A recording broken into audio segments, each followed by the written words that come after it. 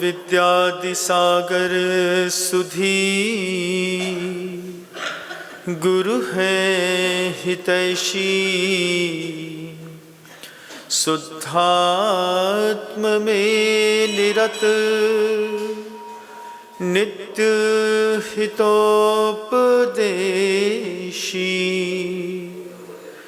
वे पाप ग्रीष्म ऋतु में जल है सयाने। पूजूं उन्हें सतत केवल ज्ञान पाने। पूजूं उन्हें सतत केवल ज्ञान पाने। अहिंसा परमो धर्म की। परम पूज्य आचार्य भगवंत गुरुदेव श्री विद्यासागर जी महाराज की। वर्तमान आचार्य परमेष्ठी गुरुदेव श्री समय सागर जी महाराज की। समस्त मुनि संघ की।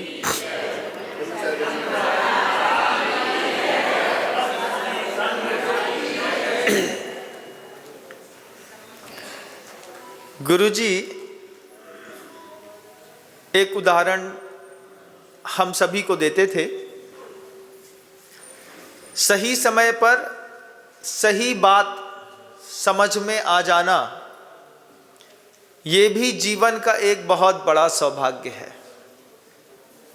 सही बात सही समय पर, सही बात गलत समय पर समझ में आती है। पिक्चरों में देखा होगा, लास्ट में जब सब खो चुके होते हैं तब सीक्वेंस क्लियर होता है। अरे ये ऐसा नहीं था, ये ऐसा था। अंतिम समय पर जब सीक्वेंस क्लियर होता है, क्योंकि जब तक पिक्चर में सीक्वेंस नहीं रहेगा तब तक मूवी नहीं है, तो उसमें कुछ ना कुछ एक सीक्वेंस तो बना ही रहता है। गुरुजी कहते हैं सही बात सही समय पर समझ में आ जाए, जीवन का बहुत बड़ा सौभाग्य है। एक उदाहरण देते थे गुरुदेव। एक प्रतिष्ठित विद्वान थे, उनकी पत्नी उनके साथ रहकर के सहधर्मिणी गृहस्थ दंपति जीवन यापन करते थे। और चूंकि वो दिन भर पढ़ाई लिखाई में ही लगे रहते थे, पढ़ते पढ़ते पढ़ते ही पूरा दिन पूरी रात उनकी गुजर जाती। पत्नी को गुस्सा आने लगी। गुस्सा आना भी जायज़ था।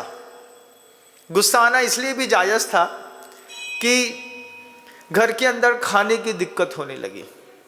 जब कोई किताब में इतना घुस जाए कि फिर वो अपने परिवार की चिंता भी ना करे, तो गुस्सा आना जायज़ है।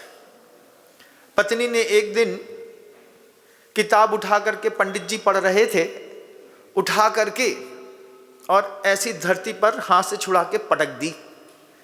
पटक करके कहते हैं तुम्हारी किताब से हमारी भूख शांत नहीं हो सकती।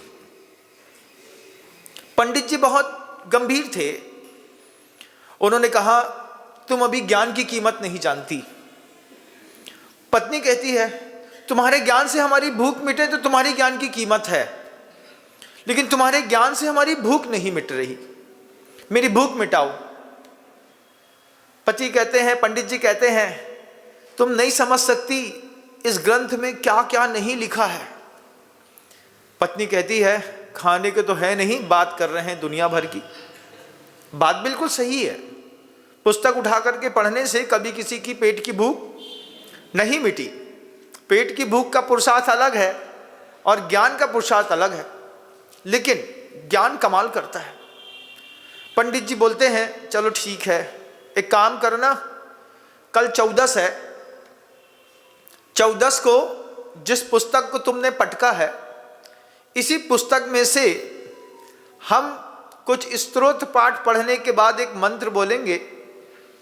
जैसे ही हम मंत्र बोलें वैसे ही तुम अग्नि में उबलते हुए पानी में मक्के के दाने उठा करके डाल देना। मैं बोलूँगा स्वाहा, और तुम मक्के के दाने उठा करके बर्तन में सिर्फ डालना है, डाल देना, तुम्हारा कल्याण हो जाएगा।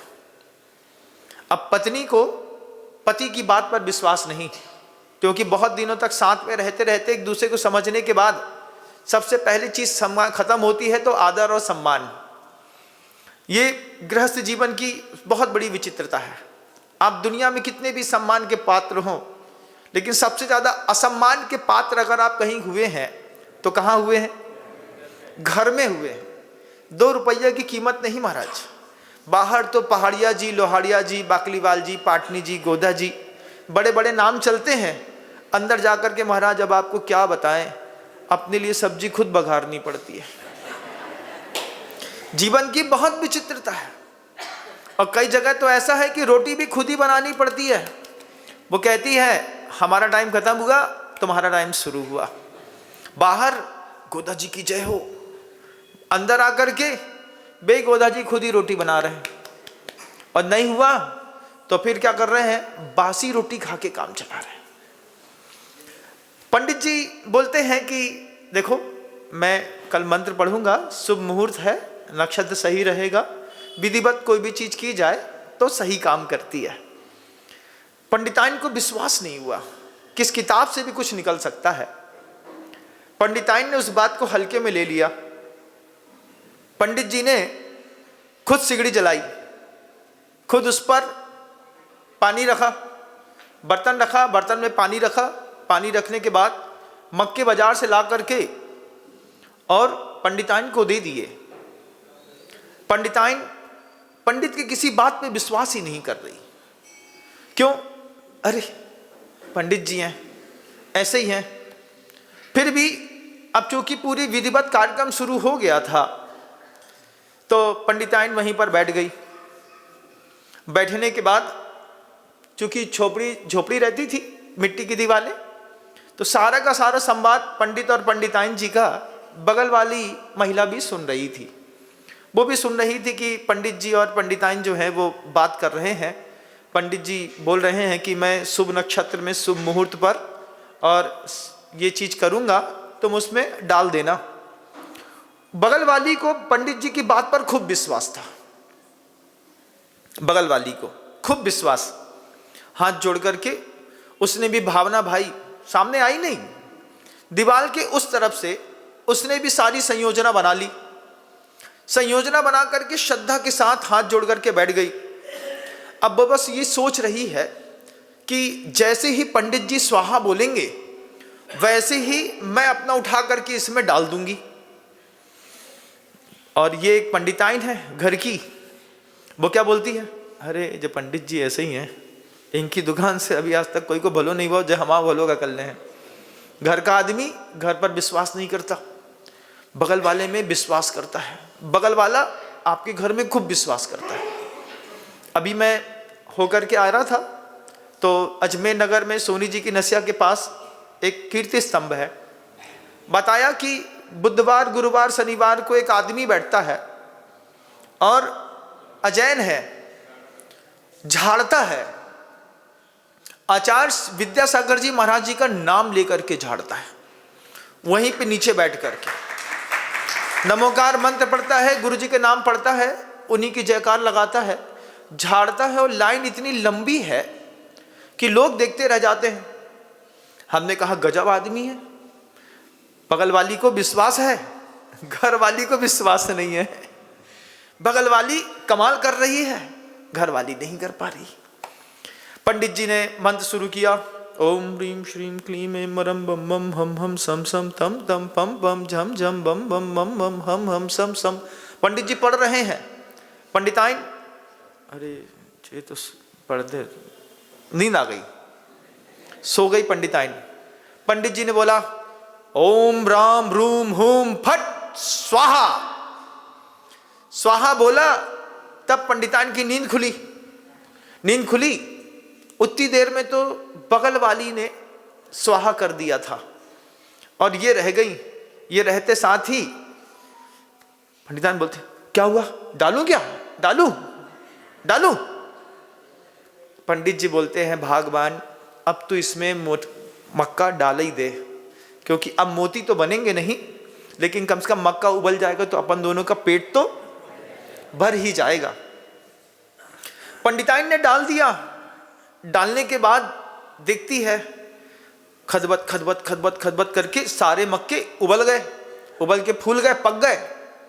पंडिताइन पंडित से कहती है, मैं जानती थी तुमसे कुछ ना होगा, इस किताब में कुछ नहीं है, पूरी जिंदगी बर्बाद कर दी, ये मक्के के दाने और बर्बाद कर दिए। और पटक करके कहते, लो खा लो, तुम ही खा लो। अब पंडित जी क्या करते हैं? पंडित जी सोचते हैं, जब मैंने स्वाहा बोला, जब तुम्हें अपना स्वा, खुद का अर्जित द्रव्य हा करना था, समर्पित करना था, तब तो तुम सो रही थी। अब कैसे विश्वास दिलाऊं कि मंत्र की शक्तियां काम करती हैं? उसको विश्वास नहीं हुआ। झगड़ा चल रहा था। बगल वाली आकर के एक तसले भर करके मोती लेकर के आ गई। पंडित पंडिताइन के बीच में एक तसला मोती रख करके कहती है, आपकी कृपा से मैं धन्य हुई। पंडित जी बोलते हैं, ये क्या है? बगल वाली कहती है, मैंने चोरी छुपे ही सही, लेकिन आपके मंत्र पर श्रद्धा करी, आपके मंत्र पर विश्वास किया, और जैसी जैसी विधि आपने बताई थी वैसी वैसी विधि पूरी श्रद्धा के साथ मैंने वहां पर पालन किया, और उसका परिणाम निकला कि मेरे घर में एक पूरी कसैड़ी भर करके मोती मोती हो गए। पंडित जी पंडिताइन को मोती दिखाते हुए देखते हैं, देख भगवान, ये मोती है। ये मोती क्या है? सही समय पर सही बात समझ में आना जीवन का सौभाग्य है। सही समय पर सही बात समझ में आ जाए तो जीवन का सौभाग्य है, और नहीं तो उल्टे समय पर सही सब बात तो सबको समझ में आती है। नरक में सप्तम पृथ्वी में जाने के बाद वहां पर भी सम्यक दर्शन होता है, वहां पर भी भगवान के ऊपर अकाट्य श्रद्धा होती है। सातवीं पृथ्वी में सम्यक दर्शन को प्राप्त कर रहा है वेदना अनुभव करके।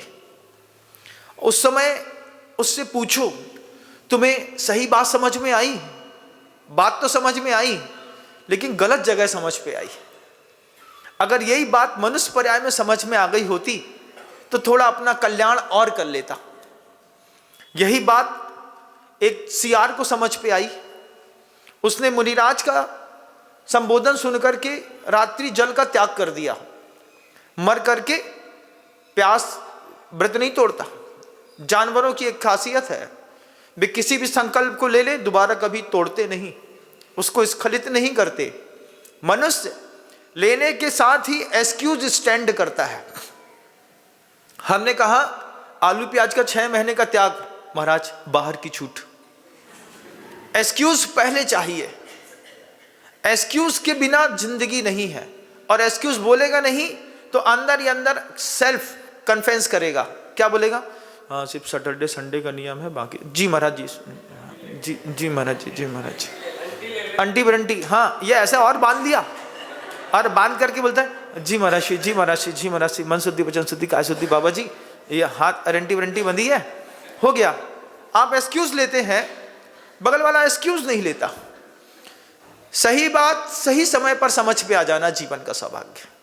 मनुष्य पर्याय में देवशास्त्र गुरु के धर्म में आने के बाद ये धर्म समझ में आना सौभाग्य की बात है। नहीं समझ में आना है तो भी कोई बात नहीं। मारीची को समझ में नहीं आया, मारीची को सिर की पर्याय में समझ में आया, बात सही समझ में आई, वक्त गलत निकला। कितनी बीच में दर्द सहना पड़ा मारीची को। गुरुजी कहते थे, बताओ वो मारीची का जीव क्या नहीं बना? मारीची कोई जीव नहीं। मारीची शब्द जो है वो बहुत सुंदर है। सूर्य की किरण को मारीची कहते हैं। सूर्य की किरण का जो प्रखर प्रकाश आता है ना, पीला पीला सोने के जैसा, उसको मारीची कहते हैं, सूर्य की किरण को। उसका नाम भरत चक्रवर्ती ने मारीची रखा, लेकिन आदिनाथ भगवान जी के समझाने पर उसको कोई बात समझ में नहीं आई। फिर आचार्य कहते हैं, आगम ग्रंथों में जितने भी उदाहरण हैं, इन उदाहरणों को मनुष्य के ऊपर ना घटा करके वृत्ति के ऊपर घटाना। जैसे मारीची की जो वृत्ति है वो वृत्ति आपकी भी हो सकती है। जब आपसे कोई कहे कि मंदिर जाकर के पूजा किया करो तो आप क्या कहते हैं?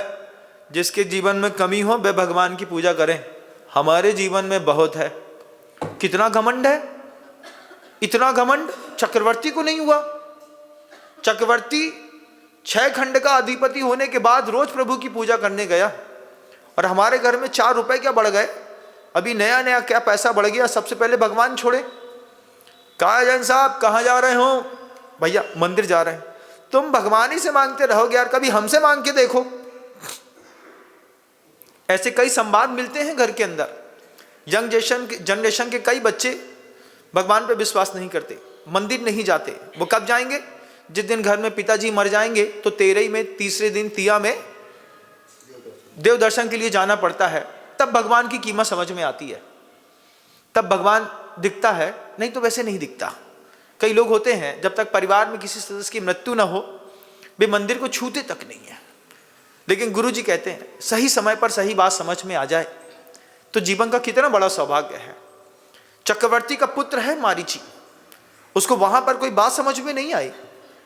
फिर आचार्य जी कहते हैं कभी कल्पना करो, वही मारीची का जीव जिसका दादा तीर्थंकर है, जिसका पिता चक्रवर्ती है, जिसके भाई उसी भव से मोक्ष जाने वाले हैं, वही चक्रवर्ती का पुत्र मारीची कौन कौन सी पर्याय में नहीं गया।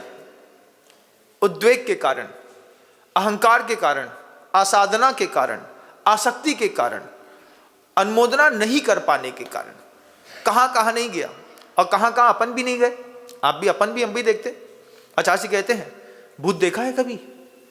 नहीं देखा महाराज, लेकिन अपन भूत भी बने हैं, पिशाच बने हैं अपन, धुआं पीने वाले, उल्टे लटकने वाले चमगादड़ बने हैं, हम कुत्ता बने। और ऐसा नहीं गले में घाव वाला कुत्ता बनकर के भी जीवन जिया हमने। सुअर बने, बिल्ली बने, क्या नहीं बने, बेंतर बने, किन्नर बने, किम पुरुष बने, महोरग बने, सांप के जैसे, यक्ष बने, राक्षस बने, भूत बने, पिशाच बने, ज्योतिष देवों के विमान में जन्म लिया। क्या नहीं किया, सब किया, लेकिन सही समय पर सही बात समझ में कभी नहीं आई। वक्त निकला, उसके बाद समझ में आई। मरते हुए व्यक्ति से बोलो पिताजी कुछ करना है, उसको अफसोस है। वृद्ध आदमी हमेशा सोचता है कि अंतिम समय में मैं जुआ हार गया जिंदगी का। वृद्ध आदमी को लगता है जिसके लिए इतनी मेहनत करी कोई भी घर का काम नहीं आया। रामचरितोपाध्याय जी ने लिखा है उस भावना में, रत्नाकर पंचविंशतिका में, इंसान उसकी भावनाएं कैसी हैं। अंतिम समय में वृद्ध व्यक्ति को दिमाग में ये बात बोलती है, शुभ तीर्थ के उद्धार आदि कार्य कर पाए नहीं, नर जन्म पारस तुल्य मैंने गमाया व्यर्थ ही। बिल्कुल व्यर्थ में पूरा जीवन चला गया। अंतिम समय में बोलो भावना तो बहुत है महाराज, लेकिन अब कुछ हो नहीं सकता, क्योंकि सही बात सही समय पर समझ में नहीं आई, और गलत समय पर समझ में आई तो अपना उद्धार नहीं हो पाया। भील को बात समझ में आई, महाराज की बात सुनकर के उसने भी अपना एक रास्ता बनाया। हम ही को बस सही बात सही समय पर समझ में नहीं आई। आज भी इतना इस संवाद को सुनने के वक्त भी सही बात सही समय पर समझ में आ जाए तो बड़ा सौभाग्य है, लेकिन नहीं आती। महाराज प्रवचन खत्म करो तो हम पोहा खाने जाएं। दिख रहा है, सुन रहे हैं प्रवचन, सोच रहे हैं पोहा। सही बात सही समझ पर समझ में नहीं आती। कब आएगी महाराज? आएगी, किसी और पर्याय में आएगी। इस पर्याय में ना सही तो किसी और पर्याय में, आज नहीं तो कल। निरापक्ष मन वीर सागर जी महाराज जब हम लोग साथ में रहते थे तो कहते थे इस बात को। मैं किसी आदमी को खूब कन्विंस करता था, समझाता था मार्ग में लाने के लिए, तो बोलते थे इतनी जल्दी क्यों कर रहे, इतना नहीं करते, थोड़ा कम करो। हमने कहा समझा दो, इंसान है, बड़े प्यार से बोलते जल्दी क्या है, आज नहीं तो कल समझ जाएगा। हमने कहा कब समझ जाएगा? चला जाएगा तो क्या समझ जाएगा? तो कहते इस पर्याय में नहीं तो अगली पर्याय में समझ जाएगा, कुत्ता बन के समझ जाएगा। काहे इतना पीछे पड़े हो, इतना पीछे नहीं पड़ो, कुत्ता बन के समझ जाएगा। जरूरी थोड़ी कि इंसान बन के समझेगा। हमने कहा बड़ा पेशेंस है तुम्हारे अंदर, इस पर्याय में नहीं सही तो अगली पर्याय में समझाएगा। फिर उन्हीं ने कहा कि जब मारीची शेर की पर्याय में समझा तो अपन सोचते हैं कि पूरी दुनिया को इसी पर्याय में समझा लेंगे, अगली पर्याय में भी समझेंगे इन लोग, किसी और पर्याय में समझेंगे। जिसको समझ में आता है वो बहुत जल्दी जुड़ करके सामने खड़ा हो जाता है। रास्ते से आ रहा था, चित्तौड़गढ़ में खड़ा हुआ, श्वेतांबर बंधु आए, हाथ जोड़ करके बोलते हैं लाभ दीजिए। हमने कहा पहचानते नहीं। बोले आप जैसा बोले, और 2.5 लाख रुपए आचार्य के समाधि केंद्र पर दान दे गए। हमने कहा क्या हुआ? महाराज जी ने हमसे पूछा ये क्या हुआ? हमने इनसे भी वही बात कही, सही वक्त पर सही बात समझ में आ गई। जीवन का उसके भी अपना एक सौभाग्य है, आपके जीवन का भी एक सौभाग्य है। बहुत सारे धर्मात्माओं ने सही समय पर सही बात समझी। अगली पर्याय में कोई संवाद नहीं करेगा। भूत पिशाचों से किसी प्रकार की अपेक्षा नहीं होती, वे लटके रहते हैं ऊपर उल्टे। और सही बात जब गलत जगह समझ पर आती है, गलत वक्त पे समझ पर आती है, तो वे भी देवी देवता, एक दो नहीं, असंख्यात की संख्या में देव, महादेव, देवादिदेव भगवान की पूजा, सेवा, शुश्रूषा करते हैं। क्या हुआ? काश मनुष्य पर्याय में समझ में आ गई होती तो कुछ और भला कर लेते। अब नहीं समझ में आई तो क्या कर रहे हैं? वहां बैठ करके प्रभु के धर्म ध्यान की, उनके चारित्र की, उनके दर्शन की, उनके ज्ञान की अनुमोदना में तबला बजा रहे हैं, एक झांझ बजा रहा है, एक देव नाच रहा है, एक नृत्य कर रही है कोई देवी वहां पे रक्षा कर रहा है। भगवान को रक्षा की जरूरत नहीं, लेकिन उनका फिर भी वैभव दिखाने के लिए रक्षा कर रहा है। बोले क्या है? बात समझ में आई, लेकिन अभी हम अपना काम नहीं कर सकते। आपको इसी पर्याय में रहते रहते अगर सही बात समझ में आ जाए तो जीवन का अपने भी बहुत बड़ा सौभाग्य मानिएगा। फिर बाद में कितना भी मक्के का दाना आप किसी भी डेगची में डाल करके और गर्म करने की कोशिश करेंगे, अगर वक्त में स्व का हा किया है, हा धातु विसर्जनीय अर्थे होती है। स्वाहा शब्द बना है, स्व मतलब अपना, हा का मतलब विसर्जन करना। वक्त रहते विसर्जन किया है तो इसका फल आपको बहुत सुंदर मिलेगा। नहीं तो फिर मक्के के दाने तो पकी गए हैं।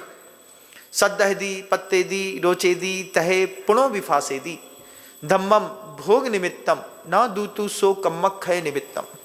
कर्म के क्षय के निमित्त से धर्म ध्यान करने वाले लोग कुछ और होते हैं, भोग के निमित्त से धर्म ध्यान करने वाले लोग कुछ और होते हैं, और सबकी भावनाएं इस संसार में रह करके अलग अलग रहती है। लेकिन अपने आप से बोलिएगा, सही बात सही समय पर समझ में आ जाए। आज बहुत छोटी माइनॉरिटी वाली जिंदगी हो गई जैन कुल की। जैन कुल की नहीं हो गई, जैन धर्म की हो गई। धर्म सिमट गया, फैलता था, दिखाई देता था, लेकिन दूसरी बात समझ में आ गई। दूसरा धर्म जैनियों को समझ पे आ गया तो कंठ लंगोट जो है वो गले में बांध करके घूमने लगे। कंठ लंगोट क्या होती है? एक लंगोट होती है जो कमर में पहनी जाती है, एक होती है कंठ लंगोट जिसको कहते हैं टाई। टाई को क्या कहते हैं संस्कृत में? कंठ लंगोट। कभी देखिएगा, अभी तो आपने इन शब्दों का जीवन ही नहीं जिया होगा, तब लोगों को कंठ लंगोट पहनने में तो मजा आता है, लेकिन धोती पहनने में आनंद नहीं आता। सही बात सही समय पर समझ ले। जब कभी भी किसी भी संस्कृति को विकास की दृष्टि पे देखा गया तो सबसे पहले उसकी भूसा देखी गई, किस तरीके के वस्त्र पहनती है वो सोसाइटी। आप बोहरा समाज को देखिएगा, नक्काशीदार कसीदा करी हुई टोपी पहन करके जब वो निकलते हैं, आप उनको देख के दूर से बोल देते हैं बोहरा समाज के लोग हैं। उनके चेहरे की शालीनता, उनकी शांत प्रीता, आप दूर से देख करके उनके एप्रन वगैरह को सब समझते हैं। तो आप क्या बोलते हैं? उसने क्या किया? उसने अपने वस्त्रों से अपने धर्म का परिचय दिया, टोपी से अपने धर्म का परिचय दिया। इसके बाद किसी और समाज के व्यक्ति को देखिएगा, वो चलेगा, थोड़ा सा पैजामा ऊंचा रहता है, हाथ का कुर्ता भी थोड़ा सा ऊंचा रहता है, वो भी समझ में आता है किसी कौम के लोग हैं। किसी पंडित को देखिएगा, अगर वो ब्राह्मण है तो मौजी दंड कमंडलु नो लांछनो ब्राह्मणों, क्या है, चोटी रखा हुआ है, कमंडलु है, देख करके आप दूर से बोलते हैं ये क्या है, ब्राह्मण है। ब्राह्मण को समझने वाले हैं। किसी के हाथ में कलावा देखते हैं, माथे में तिलक देखते हैं, हिंदू होने का परिचय वो अपने आप दे देता है। हम अपने कपड़ों से जैन होने का परिचय कैसे देते हैं? ऐसे कौन से वस्त्र हैं ट्रेडिशनल जो हमारी जैन संस्कृति के अध्याय को, वस्त्रों के माध्यम से संस्कृति की रक्षा भी की जाती है। साउथ अफ्रीका में देखिएगा, जिन लोगों ने बिल्कुल भी अवेयरनेस नहीं रखी, ऐसे पूरे के पूरे साउथ अफ्रीका का धर्म खत्म हो गया। उन्होंने अपनी पहचान को बनाए रखने के लिए अंतिम एक उपाय अपनाया, उन्होंने अपनी हेयर स्टाइल को जिंदा रखा। उनके बालों की जो साउथ अफ्रीकन्स की एक संस्कृति है, क्या संस्कृति है, छोटी छोटी छोटी छोटी लड़े वाली सैकड़ों बालों को वो बना करके अपने उसी हेयर स्टाइल में चलते हैं। अपनी संस्कृति को बचाने के लिए उन्होंने अपनी हेयर स्टाइल को बचा करके रखा। आज पूरी दुनिया में उनकी हेयर स्टाइल को देख करके उनकी कंट्री का, उनके धर्म का पहचान पत्र दिखाई देता है, ही इज साउथ अफ्रीकन्स। क्यों? उसके बाल ही दिख रहे हैं साउथ अफ्रीकन जैसे। आप अपनी संस्कृति को बचाने के लिए अपने वस्त्रों से अपने जैन होने का कैसे परिचय दे सकते हैं? धर्म सिर्फ पूजा वाला नहीं है। सही बात सही समय पर समझ में आ जाए और फिर आने वाली जनरेशन को समझा दिया जाए। आप देखिए, अफगानिस्तान में रहने वाला कोई भी व्यक्ति, सबसे ज़्यादा काला कपड़ा बिकना है। सुबह से लेकर शाम तक एक काला उतारेंगे, दूसरा काला पहन लेंगे। मैं घर में था, सामने एक चच्चा रहते थे, समीम चच्चा। हमने उनसे बोला, जब देखो तब वो काले ही कोट पहन करके आते थे, 365 दिन काला कोट पहनना। हमने दिन कहा, क्या चच्चा एक ही कोट पहन करके रहते हैं? बोलते, गौर से देखना बेटा, एक ही कलर के 7 कोट है हमारे पास। गर्मी में पहनने वाला अलग है, ठंडी में पहनने वाला अलग है, एक ही कलर का है। हमको कलर यही चलेगा, क्योंकि यही हमारी पहचान है। पहचान दिखाने के लिए कलर चॉइस किया किसी ने। आपने अपनी संस्कृति का आइडेंटिफिकेशन करने के लिए आप जब रोड में निकलते हैं तो आपके चेहरे को, आपके वस्त्र को देख करके कोई कैसे पहचानेगा कि आप जैन हैं? आप भी भूल गए कि हमारी संस्कृति में क्या चलता था। कुर्ता पैजामा सुबह के 9 बजे तक टू बी मस्ट कंपलसरी था। व्यक्ति मंदिर जाता था या तो धोती दुपट्टा पहन करके या सफेद कुर्ता पैजामा पहन करके, लौट के आता था। आने के बाद उन वस्त्रों को बदल करके सात्विक वस्त्रों को पहन करके अपना व्यवसाय करता था। लेकिन अब रोड में तो समझ भी नहीं आता कि सुबह या शाम के मंदिर के वस्त्र बिल्कुल अलग। ये पाप के वस्त्रों के साथ मंदिर में पहुंचते नहीं थे लोग। क्यों? अरे दुनिया भर में 7 जात के आदमी ने छुआ है, सबकी वर्गणाएं लगी हैं। कहीं पता चला कि हॉस्पिटल होकर के आए हैं, किसी का समोसा उठाया, कुछ किया, कहाँ मुर्दे का छुआ, कुछ हो गया। तो मंदिर जाने से पहले जैन व्यक्ति अपने शरीर में वस्त्रों की सुद्री बनाता था। घर जाता था, मंदिर जाना है भैया, दुकान में एक जोड़ी कुर्ता पैजामा रखा रहता था।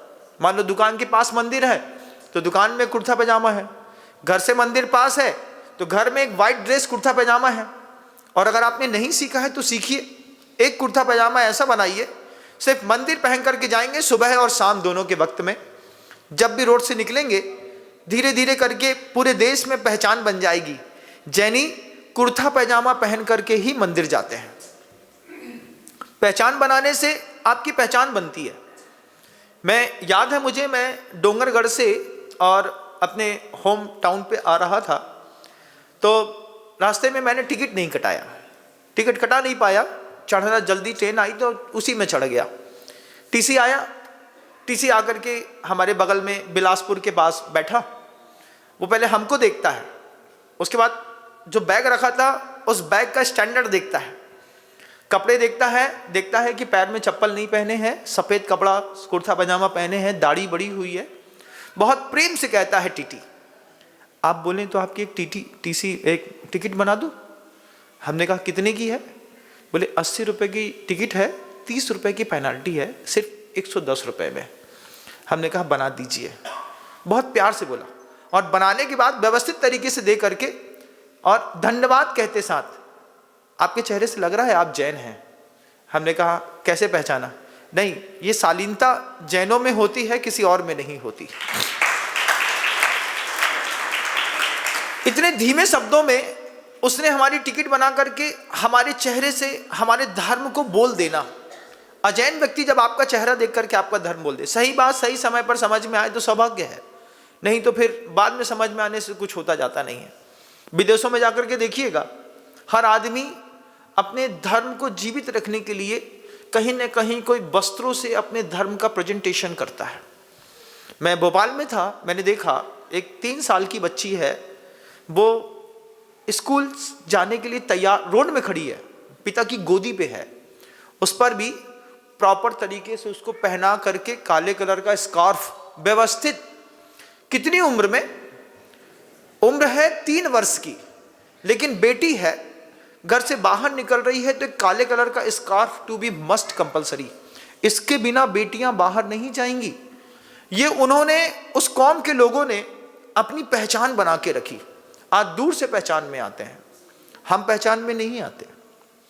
हमारे यहाँ के लड़के कई बार मांस की दुकानों में भी खड़े होकर के खाते हुए मिल जाएंगे, दूर से पहचान में नहीं आते। जैनी की पहचान थी, जैनी दुनिया में कहीं भी जाएगा, रास्ते में भी अगर किसी व्यक्ति का समय हो गया है, गाड़ी खड़ी करी, वहीं पर बगल में चटाई या दरी बिछाई, डिब्बा खोल करके खा रहे हैं, तो रोड से निकलती हुई दूसरी गाड़ी वाले भी पकड़ लेते हैं कि ये जैन हैं। क्यों? शाम होते वक्त अगर कोई खाते बाद मिल जाए, उसको चिंता है कि हम रात में नहीं खाते। लेकिन हम ही ने कहा होगा अपने ऑफिसर से, सर हमारा तो चलता है। जब आप किसी पार्टी में गए होंगे और उनने कहा अरे यार जैन साहब आप तो रात में खाते नहीं, उनने बोला, आपने क्या बोला? नहीं सर हमारा तो चलता है सर। अरे फिर क्या बात है, आओ। फिर क्या बात है, आओ में तो कर दिया, लेकिन उसके मन के अंदर एक इंप्रेशन था आपके धर्म का कि जैन है रात में नहीं खाएगा। फिर दूसरी चीज वो ये भी कहता, अरे यार हमारे यहाँ सब गड़बड़ सड़बड़ बनता है, अब तुम लोग बताओ तुम लोग के लिए क्या कर दें हम। वो ये भी कहता है नहीं सर हमारा तो चलता है। वेज नॉन वेज में भी होटल में आपने कह दिया हमारा तो चलता है। अभी जो लोग गोवा घूमने गए कुछ लोग, वो हमसे पूछते हैं महाराज नॉन वेजिटेरियन होटल में खाते तो नहीं है, लेकिन अगर पानी की बॉटल खरीदनी पड़ जाए तो? हमने कहा तो भी नहीं। बोले ठीक है मैं इसका ध्यान रखूंगा, नहीं तो हमारा तो चलता है। विदेश में जाते हैं तो क्या करें महाराज, जब विदेश में तो मिलता नहीं है तो जो मिलता है वो ही खाना पड़ता है। लेकिन श्वेतांबर संप्रदाय के लोगों ने कमाल किया, श्वेतांबर संप्रदाय के लोगों ने कमाल किया, पूरी दुनिया में इकोनॉमी और बिजनेस क्लास में सफ़र किया फ्लाइट पे, और जब भी बैठे खाना हो या नहीं खाना हो, उन्होंने एक ही चीज़ बोली, जैन फूड है क्या, जैन फूड है क्या, जैन फूड है क्या। बार बार बोलने पर पूरी दुनिया के किसी भी होटल में जाइए आप, non vegetarian 5 star ranking hotel में भी जाएंगे तो जैन फूड अवेलेबल है। इसमें दिगंबरों ने कोई काम नहीं किया। दिगंबरों ने बहुत सेल्फिश नेचर होकर के जहाँ पे जो मिला हमने उसको स्वीकार कर लिया।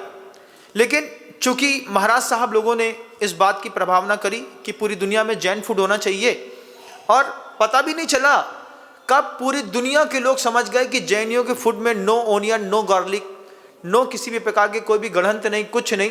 आज आप जाकर के कहीं पर जैन फूड मांगेंगे तो वो 100% वीगन देते हैं, उसमें दूध तक नहीं देते कि जैन फूड में ये भी नहीं चलता। लेकिन आप क्या बोलते हैं, हमारा तो चलता है। देखिए ना, सही बात सही समय पर समझ में आ जाए तो जीवन का सौभाग्य है। संस्कृतियां खराब होती हैं, नष्ट होती हैं, नहीं बनती हैं। आप देखो कनाडा जैसा विदेश की धरती है, विदेश की धरती पर पंजाबी धर्म फैल गया। क्यों? वहां पर यहां से लोग वहां पर गए, वहां पर जाकर के उन्होंने अपनी धर्म और संस्कृति को नहीं छोड़ा। जो हमारे ट्रेडिशनल फूड है वही हमको घर के अंदर खाना है। हमारे घर के अंदर टोस्ट पिज़्ज़ा नहीं चलता था, हमारे घर के अंदर सुबह क्या चलता था, या तो हलवा मिल गया, पोहा मिल गया, माँ ने कभी गरम पूड़ी बना करके दे दी, या सब्जी दे दिया, कुछ और दे दिया। लेकिन फिर बाद में हमने उस चीज से हट करके अपने घर को मैगी पास्ता में लेकर के आए, लाइक ही नहीं। ट्रेडिशनल फूड से भी पकड़ी जाती है ये बात। उन्होंने कनाडा में कमाल किया। आज कनाडा में जहां पर एक भी हिंदू पैदा नहीं हुआ था, वहां पे थर्ड लैंग्वेज पंजाबी डाल दी गई उनके पास। डालिए, हिंदुस्तान वहां बस रहा है, हिंदुस्तान अमेरिका में बस रहा है, हिंदू अमेरिका में जाकर के अपनी आइडेंटिफिकेशन दे रहे हैं। लेकिन भारत के अंदर हम अपने धर्म का सत्यापन नहीं कर पा रहे। कितनी विचार की बात है कि नहीं, बताइए, आपको लगता है कि नहीं? लगना चाहिए इस बात को कि सही बात सही समय पर बस समझ में आ जाए। संस्कृति का समादर नहीं करेंगे, अगर अपना भोजन, अपनी भाषा, उन्होंने अपनी भाषा वहीं पे बोली, अपनी भाषा का भी समादर नहीं करेंगे। हमारी भाषा क्या है आज बताइए? बहुत सारे ऐसे लोग हैं जिनको अपनी मदर लैंग्वेज लिखते तक नहीं बनती। आपकी मदर लैंग्वेज क्या है? क्या है? मारवाड़ी थे कई जाने माने कई भाषा है महाराज, अब तो अपनो यो चली रहा है। ये नहीं, प्राकृत मूल भाषा है जैनियों की। अभी पूछे कि कितने लोगों को प्राकृत लिखते बनती है, तो शायद बहुत कम लोगों में इनका हाथ जाएगा। नमो रिहंताणम भी प्राकृत में है, आप नमो रिहंताणम तो लिख सकते हैं, लेकिन इसके अलावा कुछ और अपना ही नाम प्राकृत में लिख करके बताओ, तो अपना नाम प्राकृत में लिखते नहीं बनेगा। पता नहीं महाराज जी कैसे लिखा जाता है, कभी सोचे ही नहीं कि हमको हमारे धर्म की भाषा में कम से कम अपना नाम लिखते तो आता हो। एक बार प्रयास करिएगा, किसी से पूछ करके, या फिर गूगल तो है ही है, कि प्राकृत भाषा में आपके नाम को कैसे लिखा जाता है। इससे आपकी भाषा जिंदा बनेगी। आपका भोजन, आपकी भूषा, आपकी भाषा, आपका भजन, ये चार चीजें आपकी सोसाइटी को, आपकी कम्युनिटी को जिंदा रखता है। आपके भोजन में आप तय कर लीजिए, हमारे यहाँ का जो भोजन है हम वही खाते हैं, हम ये सब चीजें नहीं खाते। फ्लाइट में आपने कभी कल्पना नहीं करी होगी, लेकिन मैंने देखा कपूरचंद जी घुबारा है, छतरपुर के पास एक घुबारा जगह है, वे एमएलए थे वहाँ के, और विदेश में जा रहे थे किसी काम से, किसी समिट में जाना होगा। उन्होंने फ्लाइट में अपना टिफिन खोला, खोल करके पुड़ी और लपटा खाने लगे। तो दूसरे ने पूछा व्हाट इज दिस? उन्होंने कहा दिस इज लपटा महाराज। लपटा महाराज? नहीं, महाराज नहीं, सिर्फ लपटा। अब वो क्या है? उन्होंने जब आकर के गुरु जी के पास पवारा जी में बताया, महाराज जी हमने फ्लाइट में अपना टिफिन खोला, उसमें लपटा रखा था, श्रीमती ने लपटा बना दिया था, ठंडी के दिन थे, बढ़िया उसमें अजवाइन डली थी, हॉट पॉट था, कोई दिक्कत नहीं, लपटा खाया। खाते वक्त हमको बड़ी खुशी, लेकिन 10 लोग देख रहे हैं कि एक जैन के टिफिन में लपटा होता है, पुड़ी होती है, लेकिन पिज्जा बर्गर नहीं होता। लोग इस चीज को देख रहे हैं। आपका ट्रेडिशनल फूड है, मान लीजिए मारवाड़ी है, पाफला है, गोला है बंदूक का, जितना तोप का गोला होता है इतना ही मारवाड़ी के यहाँ आटे का गोला होता है, ऐसा सीधा फेंकता है, मारा अंदर सीधा। मारवाड़ियों से भिड़ो तो बोलते इतने गोले मारेंगे, इतने गोले मारेंगे कि मार मार के सुझा देंगे। यहाँ पे आए तो 4 दिन में 4 किलो वजन बढ़ गया हमारा। 79 पे आए थे, 83 हो गया। तो ये आपका ट्रेडिशनल फूड है। हम दुनिया में कहीं भी जाएंगे, हम अपने धर्म का भोजन करेंगे। हम दुनिया में कहीं भी जाएंगे, हम अपनी भाषा में बात करेंगे। हम दुनिया में कहीं भी जाएंगे, हम अपने ही भजन की बात करेंगे। शाम को बैठ जाओ, आप देखो दुनिया में कितने सारे ऐसे लोग होंगे जो अपने भगवान का प्रस्तुतिकरण करने के लिए रोड पर भी राधे राधे कर लेते हैं, है ना। गुरु जी कहते थे जो बेशरम नहीं हो सकता वो भक्ति नहीं कर सकता। बेशरम होकर के भक्ति करी जाती है। बेशरम क्यों? अभी मान लीजिए आपसे कहें कि भगवान के मंदिर में जाकर के थोड़ा सा नृत्य कर लो, तो आप क्या बोलेंगे? अरे हम बड़े घर के लोग हैं, हम थोड़ी नाचते हैं। हाँ, तुम मंदिर में क्यों नाचोगे? तुम रोड में नाचोगे छक्कों के साथ। जब दूसरी जात के लोग बैंड बजा रहे होंगे तो रोड में खड़े होकर के तो नाचना मुश्किल संभव है, वहां तो नाच सकते हैं, मंदिर में नृत्य नहीं कर सकते, मंदिर में सेवा नहीं कर सकते।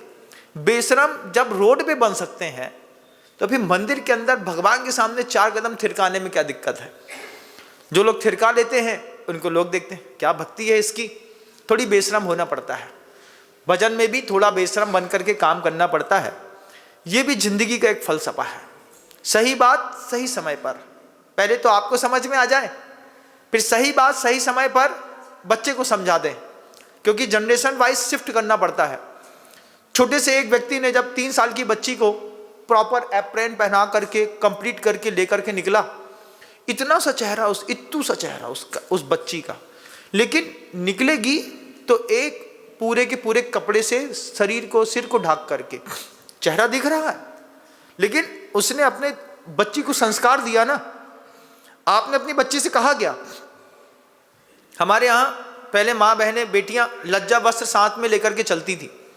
अभी जब मैं बागड़ से इस तरफ मेवाड़ की तरफ आया तो मेवाड़ की तरफ मैंने देखा अजैन माँ बहनें नमस्कार करने के लिए आती, घूंघट पेट तक घूंघट है, ऐसा पूरा डला हुआ है। घूंघट के अंदर की आंखें बाहर का दृश्य तो देख सकती हैं, लेकिन बाहर की आंखें घूंघट के अंदर का दृश्य नहीं देख सकती। क्या गजब की चीज समझ में आई। सोने चांदी हीरे मोती से हमारे हाथ पैर लदे हैं, इसी से दिख रहा है हम बड़े घर के हैं, लेकिन महाराज सा दूर से बैठ करके नमोस्तु करके घूंघट के अंदर घड़ी खम्मा बाबू सा कह करके जब नमस्कार करती थी तो वो कल्चर देख रहा था मैं। क्या गजब का कल्चर है। माथे में एक मोटी सी बेंदी होगी, साधु के सामने गए, पराये मर्द के सामने गए, हम तो देख सकते हैं उसको, वो हमको नहीं देख सकता। एक घूंघट की बात थी जिसको लज्जा वस्त्र कहते हैं। जब कभी भी रोड पे निकलते हैं तब भी एक बड़ा सा स्कार्फ या एक दुपट्टा साथ पे रहता था। अब तो दुपट्टा ओढ़नी जिसको कहते थे कहाँ चली गई पता नहीं चलता। आज अगर मान लीजिए दुपट्टा पहन करके रोड में जाएं, सलवार सूट पहन करके, तो बगल वाली कहेंगे अच्छा इंडियन कल्चर। ना ना ना ना, इंडियन कल्चर नहीं, धार्मिक कल्चर जरूरी है।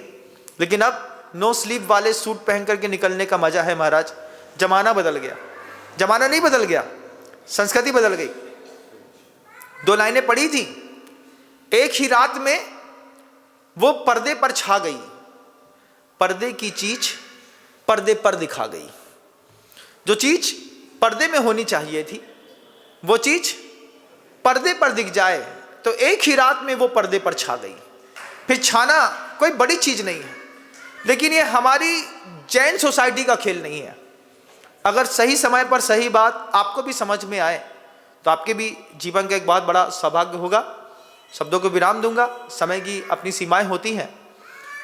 बहुत सारे महानुभावों ने सही समय पर आचार्य जी के समाधि केंद्र पर जुड़ने का सौभाग्य प्राप्त किया। ये भी सही समय पर सही बात जिनको समझ में आई उनके अंतर्मन को साधुवाद देता हूं। हमेशा किसी ने मुझसे एक चीज कही थी, जिससे प्रेम करो उसको जान दे करके प्रेम करो। ये बात मेरे दिमाग में थी। फिर उसने हमको एक्सप्लेन किया, बोले एक अफेयर होता है किसी लड़की से, एक लड़की के चक्कर में इंसान लड़की के ऊपर कितना खर्चा नहीं करता, करता है कि नहीं करता है। आज मान लीजिए आपका किसी से अफेयर होता हो, चल रहा होगा या दे रहे होंगे, 1 लाख पकड़ लो, ये 2 लाख और पकड़ लो, एक अंगूठी तुम पकड़ लो, मोबाइल पकड़ लो, एक प्रॉपर्टी भी तुम्हारे नाम कर देते हैं, कुछ कमी हो तो हमारा एटीएम कार्ड ले लो। प्यार पे सब कुर्बान है। क्या सब कुर्बान है प्यार पे? और जिसके ऊपर कुर्बान है वो भी लिए जा रहा है, क्योंकि उसके भी लिए भी 4 प्यार हैं उसके। सुबह का प्यार अलग है, शाम का अलग है, दोपहर वाला अलग है, मामा के घर वाला प्यार अलग है, और पड़ोस में रहने वाला प्यार अलग है, कॉलेज वाला प्यार अलग है, ट्रेन वाला प्यार अलग है। प्यार पे सब कुर्बान।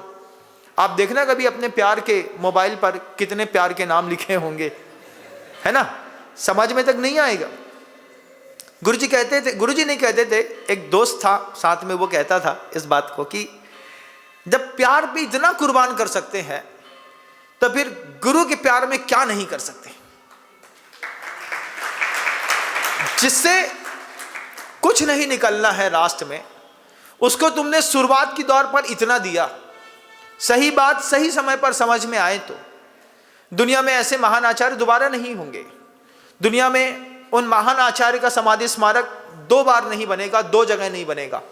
आप अपने अपने मोहल्ले में, अपने अपने घरों में गुरु जी के चरण चिन्ह तो स्थापित कर सकते हैं, लेकिन समाधि केंद्र में अपना प्यार दोबारा नहीं दे पाएंगे। बहुत सारी आत्माओं ने उस प्यार का प्रस्तुतिकरण किया कि मुझे मेरे गुरु जी से प्यार था, मैंने अपने प्यार में अपनी गुरु दक्षिणा सौंप दी। सही बात सही समय पर, बस समझ में आ जाए। और ना भी समझ में आए तो फिर कहेंगे अभी तुम प्रेम की परिभाषा समझ नहीं पाए।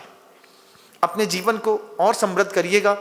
जो लोग जुड़े हैं और जो लोग नहीं जुड़े हैं, मैं ना भी रहूं और मन करे कि मुझे भी अपने गुरु के लिए कुछ करना है, तो आप अपने नगर में अपने बंटी भैया हैं, बंटी भैया या पाटनी जो दोनों के पास अपना नाम लिखा सकते हैं और अपने जीवन को भी एक अच्छी दिशा दे सकते हैं।